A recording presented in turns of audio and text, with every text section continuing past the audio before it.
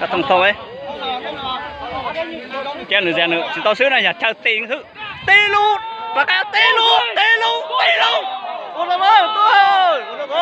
Ôi trời ơi, tôi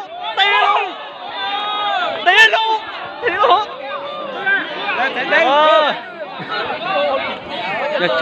Chơi tim mình chỉ chơi chỉ tao toàn coi phóng có cắt chén á. Dòng nó tua.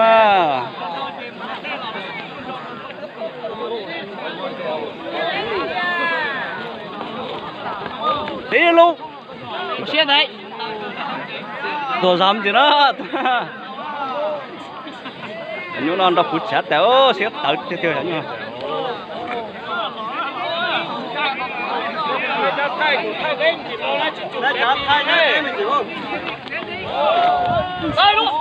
Nó có từ từ tao chưa.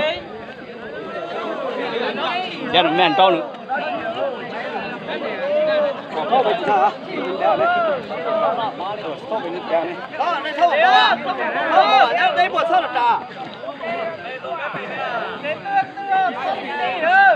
Đi sao mò à?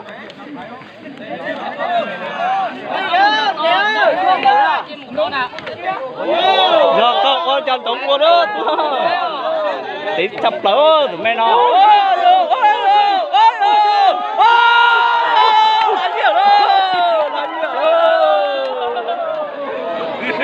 Tao nhiều hơn rồi nè. Chờ đó, chạy ống không ơ. Tao tạo nên một tiền lo nè. Chị ơi, tình muốn tình chưa? Nó nấu gì à? Nhiều tuôn kéo nhiều đúng không? Chỉ có lại nhàn nhàn chỉ hay yêu.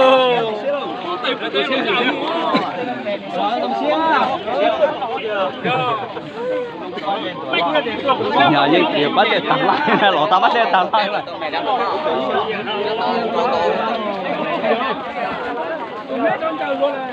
Tí đồ đó mày. Nó có một tông mới những kiểu đó. Cái mẹ tí nữa. Nó những kiểu là.